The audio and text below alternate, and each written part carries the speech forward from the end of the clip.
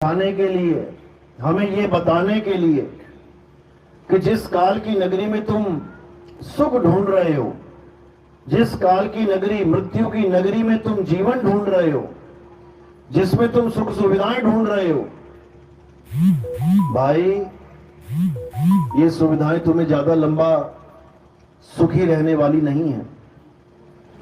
इन सुविधाओं में तुम्हें कुछ क्षण का तो आनंद मिलेगा, लेकिन उसके बाद फिर वही दर्दनाक मौत ही मिलेगी। क्यों? क्योंकि ये काल का ही लोक है। इसीलिए इस दुनिया का क्या नाम रखा गया है? मृत्यु लोक। ये मृत्यु लोक है। यहां एक पल का भरोसा नहीं कब क्या हो जाए। यहां बड़े बड़े ऋषि मुनि, बड़े बड़े पीर पैगंबर एक पल का भरोसा नहीं कर पाएगी कब से क्या हो गया। करना कुछ था, हो कुछ गया। क्यों? क्योंकि ये काल की नगरी है। ये तीन लोक काल भगवान के ही हैं।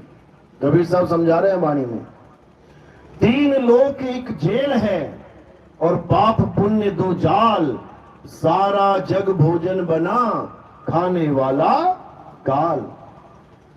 ये सारा संसार जो तुम्हें दिखाई दे रहा है, मेरा भाई, मेरा माँ, मेरा बाप, मेरे बच्चे, मेरे पड़ोसी, मेरे रिश्तेदार, ये सब क्या है? ये काल का खाजा है। समय आने पर ये सबको, एक एक को, किसी को नहीं छोड़ेगा, सबको निगलेगा। एक को भी नहीं छोड़ने वाला। कोई कहे कि मैं एक बचूंगा, एक भी नहीं बचेगा। ये माया नगरी है, ये काल की नगरी है। लेकिन अगर हम कबीर साहब के बताए मार्ग पे चल पड़े तो यकीन मानो बचेंगे भी और अमर भी हो जाएंगे। साहिब समझा रहे हैं, बचना चाहो काल जाल से तो चीनो शब्द हमारा, और कहे कबीर अमर कर राखूं जो निज होए हमारा। कहते हैं जो मेरा हो गया, मेरा निज हो गया। निज यानी 100%। फिर किसी और की गुंजाइश नहीं रहनी चाहिए। ऐसा नहीं होना चाहिए कि इधर से तुम कबीरपंथी बन गए हो, उधर तुम आरतियां किसी और की गा रहे हो, पत्थरों की पूजा कर रहे हो, नदियों में स्नान कर रहे हो, व्रत पूजा पाठ में भरोसा करके बैठे हो। फिर वो बात नहीं बनने वाली। निज हमारा यानी जैसे हमारी निजी कार, हमारी निजी बाइक, हमारी निजी साइकिल, निजी मकान, जिसपे केवल हमारा ही अधिकार है और किसी का नहीं। यानी 100% जो मेरी वस्तु है वही मेरी निजी वस्तु है। अगर 1% भी किसी और का अधिकार है तो वो मेरी निजी वस्तु नहीं। रखूं जो निज होए हमारा, यानी जो मेरा हो जाएगा वो बच जाएगा। अब मेरा हो जाएगा का मतलब क्या है? कि तुम कबीर साहब की मूर्तियां रखो घर में, मंदिर बनाओ उनके नाम पे, फिर उनकी आरतियां गाते फिरो। इसको कहते हैं क्या निज हुए हमारा?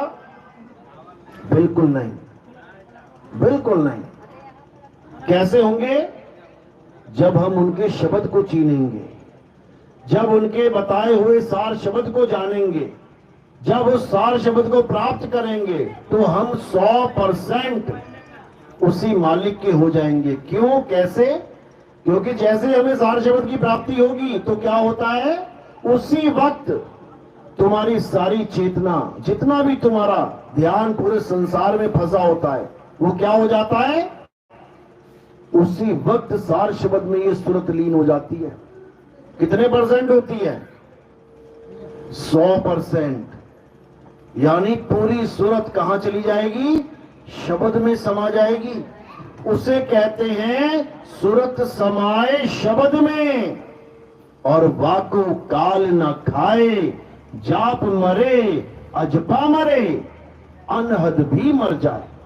यही समझा रहे हैं कि हर बंदा काल भगवान से बचने के लिए सब तरकीबें लगा के बैठा हुआ है।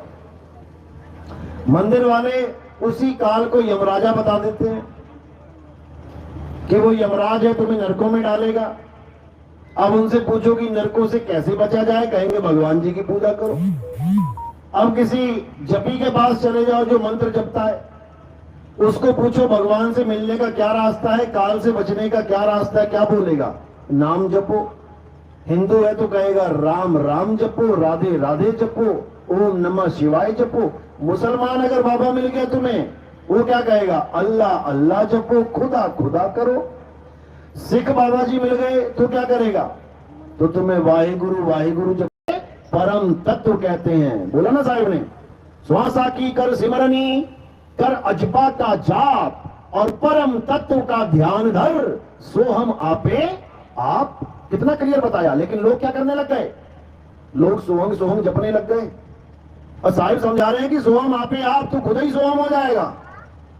लेकिन तू करे क्या? परम तत्व का ध्यान धरना सीख ले। परम तत्व का ध्यान धर। कैसे धरेंगे उसका ध्यान? जब तक हमें परम तत्व का भेद बताने वाला कोई मिला ही नहीं, हम उसका ध्यान धरेंगे कैसे? इसका भेद बंदी छोड़ कबीर साहब समझाते हैं। कहते जब लग ना चीन हो गए आत्म, तब लग ना मिली है परमात्म। यानी अगर तुम परमात्मा की खोज में हो तो सबसे पहले तुम क्या खोजो? अपनी आत्मा को खोजो। तुम्हारी आत्मा ही वो परम तत्व है जिसमें ध्यान धर के तुम भी परम तत्व हो जाओगे। अभी नहीं हो, अभी तो भटक रहे हो। जब जान लोगे परम तत्व को तो सोहम आप ही आप, यानी जो तू सो हम, यानी जैसा तू वैसे हम हो जाएंगे। यानी परमात्मा के स्वरूप में आत्मा स्वरूप हो जाएंगे, एक स्वरूप हो जाएगा, दो रहेंगे नहीं। इसी को नानक साहब समझा रहे हैं, आत्मा परमात्मा एको करे, अंतर की दुविधा अंतर मरे। यानी जब गुरु मिल जाएगा तो क्या करेगा? वो तुम्हें ऐसी अवस्था प्रदान कर देगा कि तुम और परमात्मा एक हो जाओगे, दो नहीं रहोगे। लेकिन अभी एक नहीं हो क्योंकि ढूंढ रहे हो, और जब ढूंढ लोगे तो दो नहीं रह जाओगे। तो कह रहे एक कहूं तो है नहीं, और दो कहूं तो गारी, और जैसा है तैसा कहूं कहे कबीर विचारी। यानी अभी कोई कहे कि तुम ही परमात्मा हो तो नहीं, और जब परमात्मा को पा लोगे फिर कोई कहे कि तुमसे भिन्न कोई परमात्मा है, तब भी नहीं। ये मालिक की लीला है। जब तक शब्द को सूरत ढूंढ रही है तब तक दो हैं, और सूरत समाये शब्द में तो एक हैं। लेकिन ये भेद तब समझ में आता है जब कोई भेदी गुरु मिलता है। तो भेदी गुरु क्या करता है? भेदी गुरु तुम्हें तुम्हारा भेद बताता है कि आखिर तुम हो क्या, आखिर तुम्हारा स्वरूप है क्या। कहीं तुम अपने आप को ये शरीर, ये नाशवान शरीर तो नहीं मान बैठे? कहीं तुम अपने आप को ये मिट्टी का पुतला तो नहीं जान बैठे? गुरु कभी तुम्हें मिट्टी के पुतले की तरह नहीं देखता। गुरु तुम्हें हमेशा सूरत रूप में देखता है, मालिक का प्यारा जीव समझ के देखता है। गुरु कभी शरीर नहीं देखता किसी का, याद रखना इस बात को। और जो गुरु शरीर देखता है वो गुरु है नहीं फिर, क्योंकि ये देह का नहीं, ये विदेह का खेल है भाई। ये सूरत और शब्द का खेल है, समझ लो। तो साहिब समझा रहे हैं कि जो हमारा स्वरूप है वो शब्द स्वरूप है, हम देह स्वरूप नहीं है। समझा रहे हैं साहिब, हम हैं शब्द शब्द हम माही, हमसे भिन्न और कछु नाही, शब्द न भिन्न से देही, कहे कबीर हम शब्द सने ही। कहते मेरा स्वरूप अगर जानना चाहते हो तो ये दाढ़ी मूछों वाला कबीर मत समझ लेना, ये टोपी पहना हुआ कबीर मत समझ लेना, ये बूढ़ा वाला कबीर, ये बच्चे वाला कबीर मत समझ लेना, कि कमल के फूल पे छोटा सा बालक और मगर की भूमि पे 120 साल का बूढ़ा कबीर, कहीं ये मत समझ लेना मुझे। मैं देह नहीं विदेह हूं, विदेह। धर्मदास जी को बोला ना कबीर साहब ने कि धर्मदास मैं देह नहीं विदेह हूं। तो धर्मदास कहते दिखे देही और कहो विदेही। मैं कैसे सत्य मानूं साहिब कि आप कह रहे हो मैं शरीर नहीं हूं? तब वो कहते हैं कि मैंने तुझे समझाने के लिए तेरे कारण ये शरीर धारण किया है। हमें शरीर की जरूरत नहीं है, हम बिना शरीर के रहते हैं।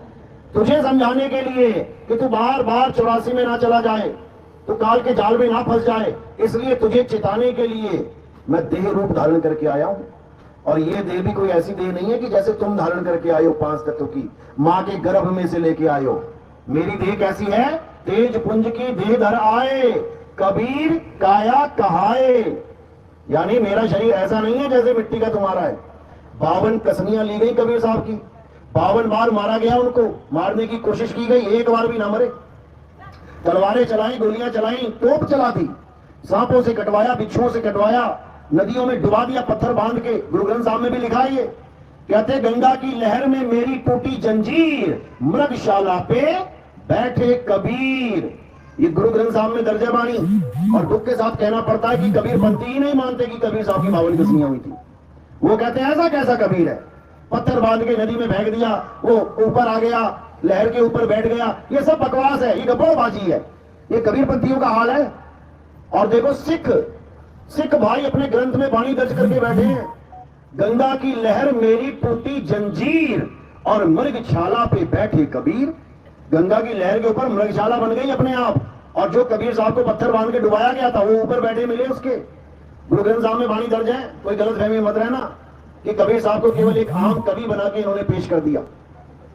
कबीर साहब अपनी वाणी में समझाते हैं, संतों अभिगत से चला आया, कोई मेरा भेद मरम ना पाया।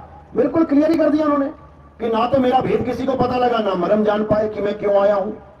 ना हम लीना गर्भ बसेरा, बालक होए दिखलाया, संतो अविगत से चला आया। बताओ और क्या लिखें, और क्या बताएं, किसी को समझ में नहीं आ रहा। और जब गए मगहर में, काशी छोड़ के गए मगहर, लोग काशी भागे आते हैं, मौत का समय आता है सब काशी की तरफ दौड़ लगाते हैं।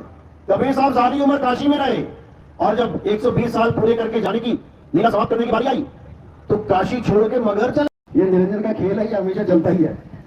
पहले कबीर जयंती, कबीर प्रकट दिवस होता था तो वहां पंजाब में प्रोग्राम करते थे, तो उस दिन स्पीकर भी उड़ के फेंकता था, उड़ा के स्पीकर उड़ते थे हवा में।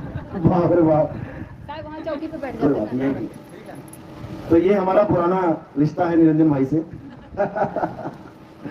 तो कह रहे हैं ना, कहा जहां कबीर करे गुरुवाई और वहां निरंजन द्वंद्व मचाई। शुक्र है बैठने को जगह मिल गई तुम्हें, नहीं तो सब उड़ते दिखाई दे रहे होते।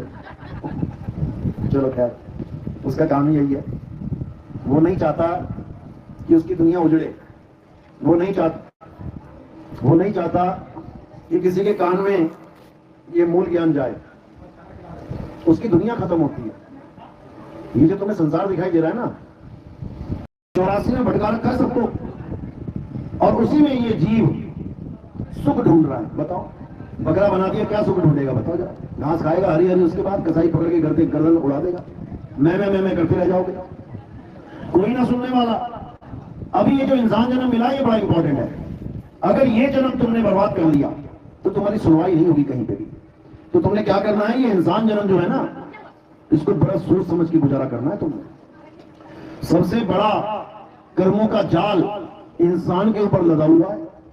शेर हिरण मारेगा कोई पाप नहीं लगता उसको, इंसान हिरण मारेगा ना तो देख लो कोर्ट कचहरी तो चली गई है लोगों की, उसके बाद महापाप भी लग जाएगा, जीव हत्या लग जाएगी। कोई बचाने वाला नहीं है कि कोई सोचे कि मैं बकरे खा रहा हूं तो अरे भगवान सब छूट दे देंगे, कोई छूट नहीं देंगे। मैं मुर्गी खा रहा हूं, चिकन खा रहा हूं, भगवान मुझे बचा लेंगे, मार के भूत बना देंगे भगवान। ऐसे लोगों के लिए 7 प्रकार की नरकें बनाई है, शिव महापुराण पढ़ के देख लेना, उसमें यही बताया गया है। जो बकरे खाएगा उसके लिए ये वाली नरक है, और जो मुर्गे खाएगा उसके लिए ये वाली नरक है, और जो अन्य समुद्री जीव खाएगा उसके लिए ये नरक है, जो गाय का आहार करेगा उसके लिए नहीं ये नरक है, जो भैंस और बकरे खाएगा उसके लिए अलग नरक है। तुम थक जाओगे, वहां की यात्राएं सहते सहते खत्म होने को नहीं आएंगी। जो मीट मांस खाते हैं, कबीर साहब ने बोला ना, बकरी पाती खात है और ताकी काटी खाल, और जो जन बकरी खात हैं उनका होगा क्या हाल। बकरी बेचारी पत्ते खाती थी, उसका भी ऐसा कर्म बन गया कि उसकी खाल खींच दी लोगों ने। बताओ, पत्ते खाने के विपरीत, पत्ते खाने के जुर्म में। और जो बकरी खाता है उसका क्या क्या खींचा जाएगा, हिसाब लगा ले पहले ही अपना।